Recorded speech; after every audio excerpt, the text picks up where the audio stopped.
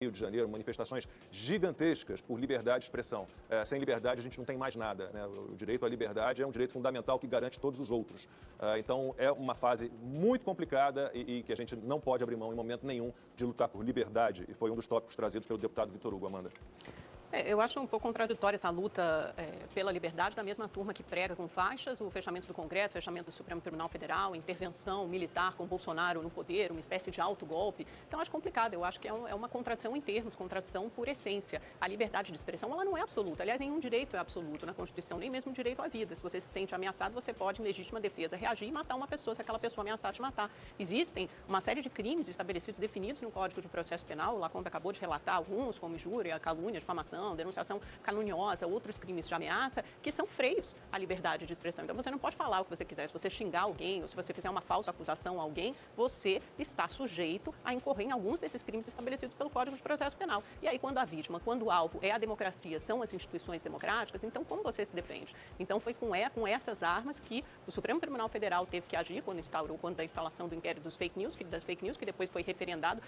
E é verdade, sim, que houve um debate, eu acho que é um debate totalmente legítimo sobre a maneira como foi instalado o processo das fake news, né? E escolhendo um relator, foi o ministro Alexandre de Moraes, mas posteriormente isso foi discutido, debatido pelo Pleno do Supremo e por 10-1, por ampla maioria, foi estabelecido que o inquérito das fake news é legítimo e é legal. Inclusive, na ocasião, o próprio advogado-geral da União e o procurador-geral da República também votaram pela legalidade da instalação daquele inquérito. Então, esse assunto está ultrapassado, está superado. E ele foi usado como escudo, assim como o outro inquérito posteriormente instalado pelo Tribunal Superior Eleitoral, quando do ataque do presidente Bolsonaro à rigidez das urnas eletrônicas, para defender a democracia e para defender as instituições. Então, quando vocês falam de ataque à liberdade de expressão e como todos esses direitos estivessem sendo ameaçados, eu vejo do outro lado, eu vejo de outra forma. Eu vejo que o que está sendo ameaçado aqui é a democracia, a verdadeira essência da democracia e essa independência das instituições, independência de atuação de outros poderes, que se não cumprirem exatamente o que diz o Executivo ou o que quer o Executivo, são atacadas pelo Presidente da República. Se você vê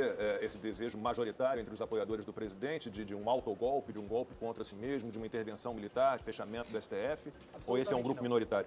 Absolutamente não. Aliás, eu acho que existe um certo fetiche pelo golpismo, pelo golpe, e isso aparece nas páginas de jornais com frequência, de que esse é um governo golpista, e eu acho que tanto o presidente já se manifestou nesse sentido, como os seus próprios apoiadores.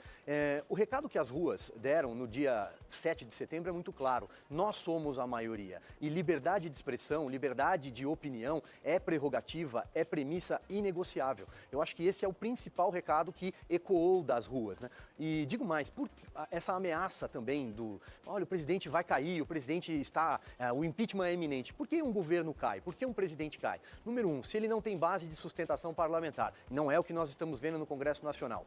Uma ruína econômica. Nós vamos falar sobre economia daqui a pouco, num dos próximos tópicos. Mas, de longe, o país não vive uma ruína econômica a despeito das dificuldades deste momento que estamos enfrentando, que é os efeitos dos lockdowns, da pandemia e por aí vai. Não vou enveredar pela economia agora. E, por fim, o povo na rua. E o povo mostrou de que lado está. Não à toa, a manifestação seguinte, convocada para ser uma espécie de contraponto ao 7 de setembro, nos mesmos locais, Avenida Paulista, coração do país, né, a Esplanada dos Ministérios, a Orla de Copacabana, essas manifestações foram um fiasco, porque elas não tinham pauta clara, porque as pessoas que usaram o microfone não conseguiam dizer por que, na opinião delas, o presidente deve ser expulso da cadeira, porque aquelas pessoas que não conseguiam defender uma espécie de censura que a gente vive hoje por conta de um instrumento de pressão do judiciário, que é um instrumento permanente. Esse inquérito reetiquetado, seja ele fake news, milícias digitais, atos antidemocráticos, não importa, está tudo debaixo de um mesmo guarda-chuva, um guarda-chuva de pressão permanente contra quem se arrisca a falar contra eles. E, mais uma vez, não se trata de golpismo e muito menos de fechar o Supremo Tribunal Federal. Não é essa a ideia. Há críticas em relação a quem ocupa pontualmente aquelas cadeiras, mas não em relação ao Supremo Tribunal Federal. Esse é um pilar da nossa democracia, o judiciário, que deve permanecer intacto. Constantino, um comentário seu para a gente fechar esse primeiro tópico aí, política. A gente tem ouvido muita gente falar de regulamentação da mídia, até da internet, né? Lula tem falado disso, ministro Barroso, ministro Fux já falaram do assunto também, defendendo a regulamentação. Temerário, né, Lacombe? E quem é bajulador desse arbítrio supremo, quem passa pano para as ilegalidades e inconstitucionalidades do STF, não saberia que o clima no Brasil está bastante policialesco e asfixiando a liberdade de expressão. Porque, claro, não há perigo para quem defende justamente os poderosos que abusam do poder. O perigo é sempre você ser a dissidência.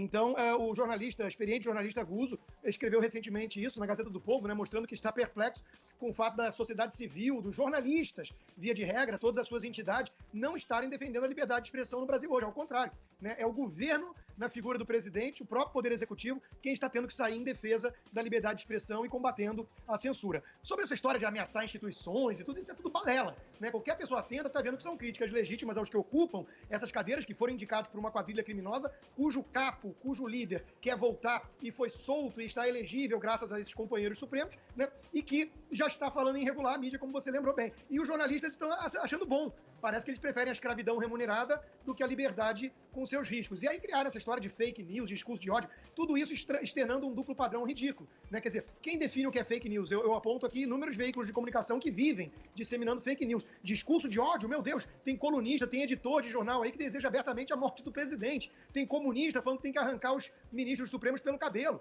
mas ele continua solto. Agora, deputado com imunidade parlamentar, se for de direita, é preso e não tem nem fiança. Então está evidente para todo mundo que está atento e que tem honestidade que nós estamos vivendo um clima de asfixia das liberdades e que isso não tem nada a ver com falas de bolsonaristas ou algo parecido. Tem a ver, sim, com algumas pessoas que ocupam cargos importantes e poderosos e que estão usando de forma muito arbitrária esse poder.